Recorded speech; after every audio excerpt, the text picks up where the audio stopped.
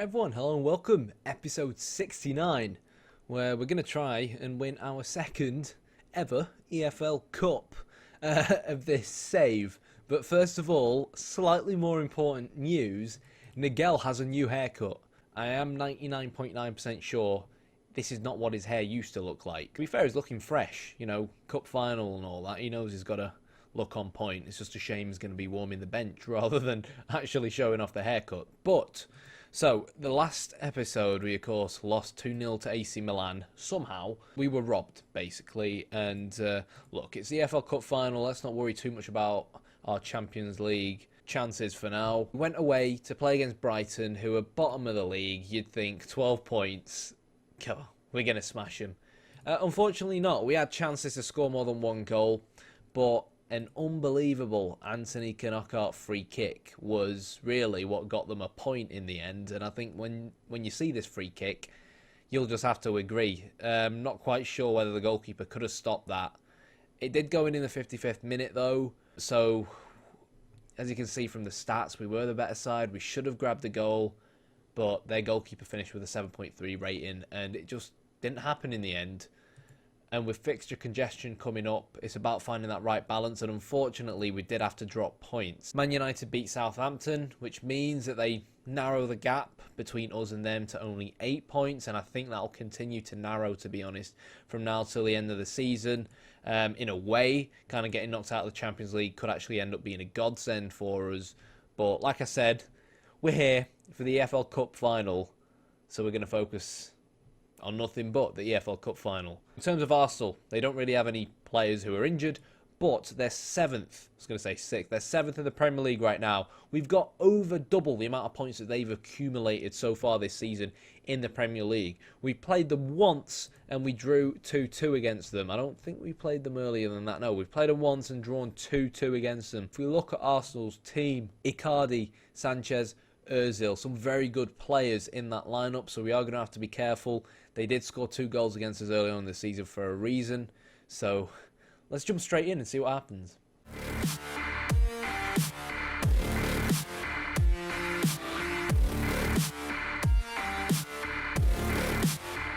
Alright guys, change of plan. Arsene Wenger's kind of decided to mug us off, so I thought he'd play with a full strength team, to be honest. I know it's only the EFL Cup, and I feel like a proper hypocrite now, because if you go back a few episodes, I was going on about how the EFL Cup isn't that important, and we've accidentally ended up in the final of it. It was important for us 2 years ago when we won it, because obviously we were newly promoted, but yeah, Arsene Wenger's actually decided to field this youth side. Free silverware for us, I guess. Don't want to get complacent, but I think we should be okay.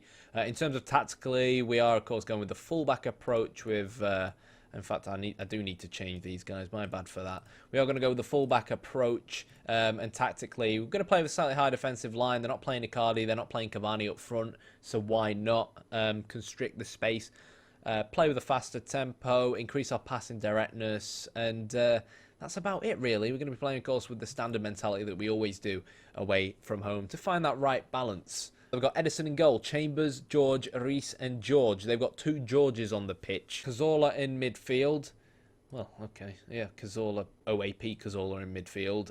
Sharif Farouk in midfield. He's actually a player who our scouts knew about, but didn't tell me about him until Arsenal decided to buy him, which is kind of baffling. Nelson out on the right. Now, this guy's quality. He played for England in this save at the Euros, so we are going to have to be extra careful of him. They've got Bakali on the other side, who, of course, we know from real life from Valencia, is also a very good player. Then they've got Odef in the front, who's a regen. I'm not really too worried about him, whilst Iwobi plays in the hole. So I think it's safe to say that these 3 are Arsenal's main danger men, but I think we should be okay. We're going to play our own game. We've gone with pretty much, I wouldn't say our strongest starting lineup, but a starting lineup that I felt would get the job done against Arsenal. Danny Bath instead of Dumic, because I thought Cavani would be playing, and I went with Niang over Andre Gray, because Andre Gray's an Arsenal fan. So, yeah, let's see what happens. And hopefully, come the end of this episode, we'll have an extra bit of silverware added to our trophy cabinet. So we're going to go with the Premier League theme, as we always do in these cup games. Kind of just makes sense, really. But really good interception there from Douglas, showing that he's ready to rumble. In this cup final, of course, here live from Wembley, Edison to take the goal kick. Let's see if our centre-backs can be dominant in the air. George is going to hoof the ball forward. It's a good head from Callas, who has recently made his way back into the side. He didn't have a full match against Brighton, where we drew 1-1, because kind of when you see that Brighton are bottom of the league and doing a Derby County, really, on only 12 points, you kind of think to yourself, I don't need to ease him into the side just yet. I wanted to keep him fresh for this cup final. But he did end up playing the second half, and to be fair, he did all right in the Brighton game, and I think he's going to do fine here against Arsenal. We are going to pick up the first yellow card of the game, though.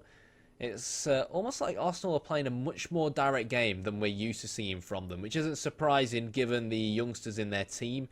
Piaka's going on a bit of a run, and he's very isolated up there on his own. So we need to try and figure out really how we're going to try and change that. And one way to try and change it is really to up our mentality to be slightly more attacking, which is what I'm going to do. I will slightly reduce our tempo though, simply because higher on standard is a lot faster than higher on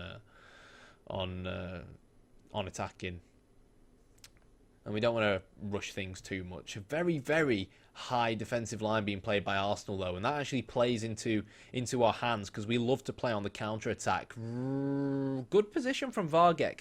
But I'm not really quite sure why he played that pass. I mean, it was the right idea, but maybe his lack of experience really kicking in there. Good tackle from Augustinson. Needs to be careful. He is on a yellow card, but he's going to pick up the ball on this left-hand side. Whip the ball in to Alenya. The Spaniards link up, who find the Turk in Kerem Demirbay. And another clear-cut chance goes begging there, guys. Story of the Milan game. Story of the Brighton game that we drew 1-1. And hopefully this ain't going to become a recurring theme. To be honest, I just want to win this cup and get it out of the way so we can really just focus on the Milan game. But first, let's try and grab a goal or two. Kind of disappointing that we've not found a goal just yet, though. Match stats-wise, we've not actually done too badly. But I feel like we do need just a little bit more coming out of the team, really. I feel like we're playing a little bit more direct than I really want them to. So we're going to reduce our passing directness. Tell them to be a little bit more expressive as well. They're up against youngsters. We've got quality players. Let's actually see more of our ability like we've been seeing all season. So taking our time, Yang picks the ball up on the right-hand side, who finds Alenya. Piaka spots the run of Nano, who's one-on-one with Edison, the Arsenal goalkeeper. And same old story, our strikers have hit second season syndrome and forgot how to find the back of the net. And it's disappointing given that we play with three of the bloody things, as in three strikers. What a ball there from Alenya though. Yang, fresh from injury.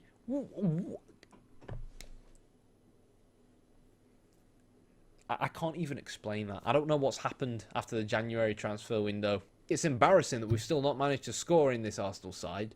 So I'm going to make sure the players know how I feel. Augustinson's yellow card doesn't really make our life much easier. So for that reason, Varella's going to come on.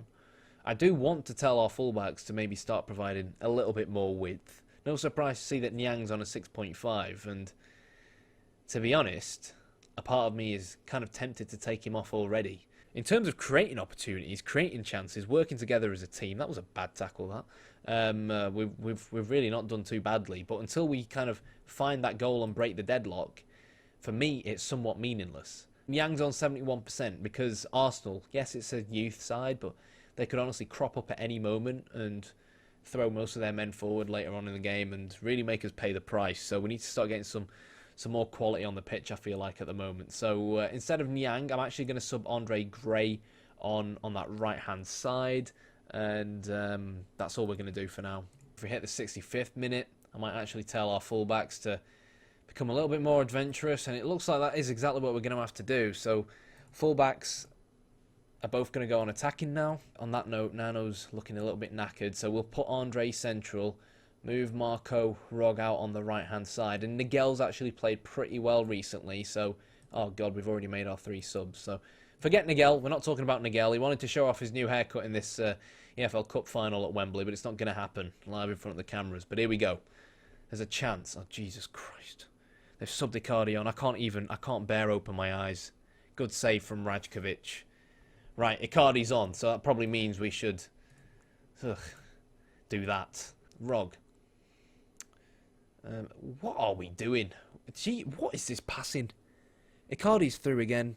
Icardi scores. It's all collapsing. It's all collapsing. This is what Arsenal wanted to do. You know, if we didn't capitalise in the first half on the youngsters, on the youth, they were always going to sub on someone like Icardi and do that to us. Ugh. Now we've got to try and change the game. So, right, wing backs there. Rajkovic will be attacking. Increase our tempo, more direct passing, and yeah, we've got to win that, and now we've got to pounce. We've got to utilise our pace and look for the overlap, which is exactly what we're doing. Varjek, come on, start paying back some of that bloody transfer fee. Demirbay to Alenya, to Piaka, who slots it to Rog, who doesn't finish. And I can think of a million players on our side I probably would have wanted to be on the end of that. And Marco Rog certainly wasn't that player with 8 finishing.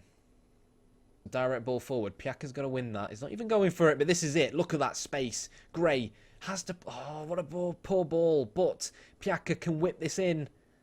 And he shoots. This is the downfall of our season now. We've lost to Arsenal's year 6s and Icardi up front. I mean, it's the EFL Cup. But it's disappointing because I would have rather just got knocked out earlier on, you know, and not knackered our players out and focused more on more important competitions than to really reach the final, especially after an amazing win against Liverpool where we beat them 3-0 and end up in this scenario losing against their kids, really. God, blimey. Our main focus, I think, at this point onwards has to be the Premier League. It has to be the Premier League. Getting knocked out of the Champions League could be a blessing in disguise should that happen, and I think our main focus now has to be on trying to get all 3 points against Man City. If we don't get 3 points against Man City will end up on 56, and if Man United win their game, they'll be only 5 points off us. What a collapse it would end up being if we don't manage to win the Premier League from this point onwards. But it is what it is. We lost 2-0 to Milan. We've lost 1-0 to Arsenal in the FL Cup final. If you enjoyed the video, hit the like button, hit the subscribe button. I don't think I did. Let's have a look at these match stats.